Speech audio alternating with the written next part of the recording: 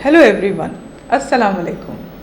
आज world TB day मनाया जाता है जो 24 मार्च को थ्रू आउट द वर्ल्ड मनाया जाता है for awareness in general public regarding this disease which is a very deadly disease of tuberculosis.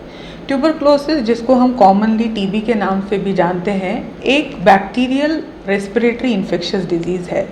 मतलब ये डिज़ीज़ जो है एक बैक्टीरिया से होती है जिसका नाम माइकोबैक्टीरियम ट्यूबरक्लोसिस है, और ये रेस्पिरेटरी इन्फेक्शियस डिजीज़ है। इसका मतलब है कि ये एक इंसान से दूसरे इंसान को थ्रू रेस्पिरेटरी ड्रॉपलेट्स ट्रांसमिट हो सकती है। मतलब जब एक बीमार आदमी जिसको टीबी होगा वो बात करता है या खांसता है या छींकता है तो उसकी नाक से और मुंह से कुछ ड्रॉपलेट्स निकलते हैं जो अतराफ में सस्पेंडेड रहते हैं, और कोई भी अतराफ का इंसान अगर उसको सूंघता है या इनहेल करता है उसको वो बीमारी हो सकती है।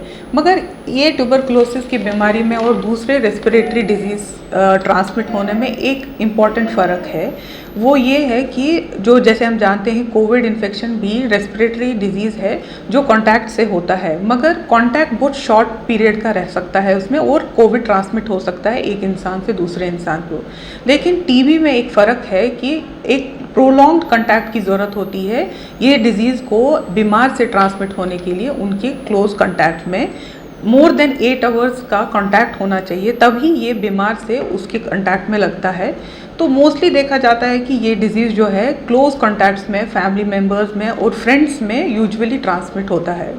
तो आज हम बात करेंगे, जैसे कि हमको मालूम है सबको, prevention is better than cure. आज हम बात करेंगे कि हम इस डेडली डिज़ीज़ को जो इंडिया में काफ़ी प्रेवलेंट है और एंडेमिक पाया जाता है, इससे ऑलमोस्ट 2 लाख से ज़्यादा केसेस पर ईयर डेथ होती है इससे रिलेटेड, और थ्रू आउट द वर्ल्ड हम India is considered at 4th number. अगर हम केस बर्डन ऑफ टीबी देखा जाएगा, 1/4 हिस्से केसेस इंडिया में पाए जाते हैं। तो आज हम बात करेंगे 5 सिंपल प्रिवेंटिव मेजर्स के बारे में जिससे हम अपने आप को और अपनी फैमिली मेम्बर्स को और क्लोज कॉन्टैक्ट्स को इस डेडली वायरस से, डेडली डिजीज़ से हम सेफ रख सकते हैं। Number 1, BCG vaccination. ये वैक्सीनेशन के बारे में आपने काफ़ी सुना होगा, जो हम अपने न्यू बॉर्न बेबीज़ को फर्स्ट वैक्सीन देते हैं। इस वैक्सीन से 80% ऑफ द बच्चे हमारे जो है एफिकेशियस रहता है, 80% टाइम ये एफिकेशियस रहता है, और हमारे बच्चों को 15 इयर्स ऑफ एज तक ये प्रोटेक्ट करता है from tuberculosis. After 15 years of age इसकी जो एफिकेसी है डाउन होते जाती है, and after 35 years of age ये BCG वैक्सीन जो है हमारे को प्रोटेक्शन नहीं देती है। तो हमारे को कुछ दूसरे मेजर्स लेने हैं अपने आप को सेफ रखने के लिए आफ्टर 35 इयर्स ऑफ एज।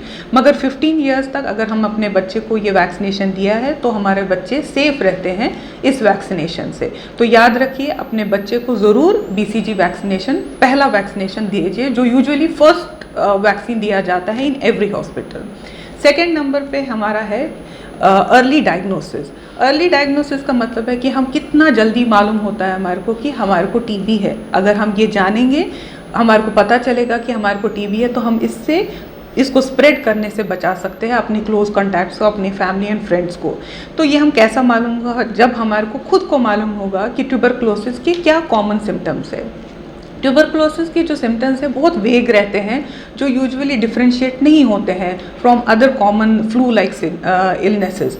और एक मिथ है कि जो ट्यूबरक्लोसिस है वो सिर्फ लंग को इफ़ेक्ट करती है। ऐसा नहीं है।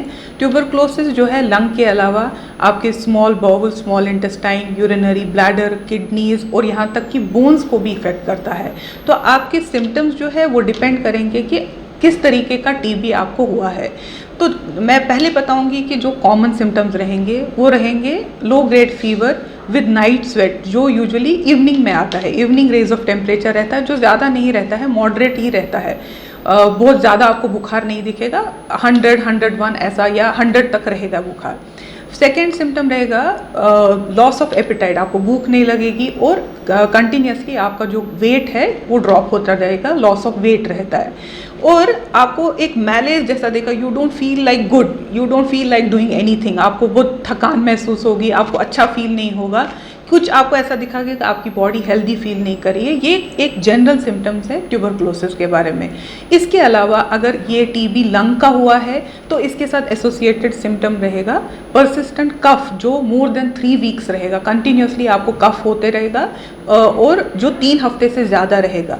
अगर बोन्स का टीबी हुआ है तो यूजुअली बोन एक होता है, यूजुअली लो बैक एक होता है, क्योंकि स्पाइन को काफ़ी इफेक्ट करता है ट्यूबरकुलोसिस। और अगर यूरिनरी ब्लैडर को हुआ है या किडनी में हुआ है तो kidney symptoms like burning micturition हो सकता है या कोई भी यूरिन के रिलेटेड सिम्टम्स हो सकते हैं। तो ये डिपेंड करेंगे, मगर जो जनरल सिम्टम्स है बुखार, loss of appetite, loss of weight and malaise, थकान, ये जो है, ये अगर इन सिम्टम्स में से कोई भी सिम्टम आप फील कर रहे हैं तो आपको चाहिए आप जाके अपने डॉक्टर को बताइए और उनको गाइड करिए कि मुझे ऐसा फील हो रहा है कि ऐसे ऐसे सिम्टम्स है और टीबी तो नहीं है। अब उसके सिंपल टेस्ट करके हम इसको मालूम कर सकते हैं। स्पूटम का टेस्ट होता है, ब्लड का टेस्ट होता है, आसानी से ये मालूम हो जाता है। नंबर 3 है केस फाइंडिंग। जब हमको मालूम हो जाएगा कि हमारे को टीबी है तो हमारे को इमीडिएटली अपनी फैमिली के, अपने क्लोज कॉन्टैक्ट्स का भी टेस्ट कराना चाहिए। जितने ज़्यादा हम केस फाइंडिंग करेंगे उतने ज़्यादा हम इसको स्प्रेड करने से बचाएंगे, क्योंकि ये देखा गया है कि अगर एक अनजान इंसान को टीबी हुआ है, उसको नहीं मालूम है, वो पर ईयर 10 से 15 लोगों को अनजाने में इस बीमारी को कॉन्ट्रैक्ट करता है, अपने से उनको लग जाती है। मगर अगर यही इंसान जाके अपने अर्ली डायग्नोसिस करता है और ट्रीटमेंट स्टार्ट होता है तो विद इन 15 डेज इसका जो इन्फेक्शस रेट रहता है, मतलब ये अब इस इन्फेक्शन को ट्रांसमिट नहीं करता है, 15 दिन में वो नॉन इन्फेक्शस हो जाता है। इससे ये बीमारी दूसरे इंसान को नहीं लग सकती है। तो ये बहुत इंपॉर्टेंट रहेगा कि जब आपको मालूम हो जाएगा आप टीबी के केस है तो आपकी क्लोज फ्रेंड्स एंड फैमिली को स्पेशली डेफिनेटली डॉक्टर के पास लेके उनकी भी टेस्टिंग कराए। नंबर 4 है आपके एनवायरमेंटल कंडीशन। ये बहुत इंपॉर्टेंट फैक्टर है, इससे ही इंडिया में काफ़ी केसेस बढ़ते हैं, क्योंकि ये बीमारी खास तौर पे क्राउडेड एरियाज़ में देखी जाती है, जहाँ पे लोग छोटे घरों में रहते हैं या जहाँ पे एक घर में एक कमरे में ज़्यादा लोग सोते हैं। बहरहाल कंटैक्ट एक दूसरे के साथ काफ़ी ज़्यादा रहता है, तो ये वहाँ पे ज़्यादा देखी जाती है। तो उसमें हमको क्या करना चाहिए कि अपने घर चाहे छोटे हों या बड़े हों, इसको हमको काफ़ी अच्छे से वेंटिलेटेड रखना चाहिए। ये कोशिश करें कि आपके घर में हवा काफ़ी अच्छी तरह से ट्रांसमिट हो, दरवाजे और खिड़कियाँ खुला रखने की कोशिश करें, क्रॉस वेंटिलेशन अच्छी हो। सेकेंड बात ये है कि आपके घर में ये कोशिश करें कि सनलाइट आए, खिड़कियाँ और दरवाजे खुले रखें ताकि सनलाइट अंदर आए, क्योंकि सनलाइट का एक कंपोनेंट है जिसको हम यूवी लाइट बोलते हैं, उससे ये जो बैक्टीरिया है माइकोबैक्टीरियम ट्यूबरकुलोसिस ये मर जाता है। नंबर 3 आपका पर्सनल हाइजीन, गुड हाइजीन, कि अगर आप कोई केस है या नहीं है टीबी केस, तो कफ एटिकेट्स के बारे में आपको मालूम होना चाहिए। अगर आपको कफ है, कब चाहे किसी भी रीज़न की वजह से क्यों नहीं है, तो अपने कफ कवर करें।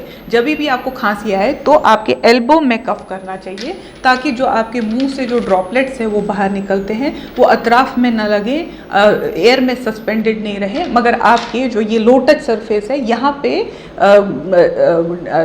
सेटल हो जाए और ये दूसरों को इससे ये इन्फेक्शन ट्रांसमिट नहीं हो, चाहे कोई भी हो, टीबी हो या कोई भी हो। ये कफ एटिकेट्स हमेशा याद रखना चाहिए कफ के वक्त। इसके अलावा अपना पर्सनल हाइजीन अच्छा रखना, ये चीज़ का बहुत ख्याल रखना चाहिए। और अगर आप डायग्नोज केस ऑफ टीबी है तो ये ख्याल रखिए कि आप मास्क पहन के ही आप बाहर जाइए, ताकि आपसे जो ये इन्फेक्शन है किसी दूसरे को न लग सके और आप इस चीज़ को स्प्रेड होने से बचा सकते हैं।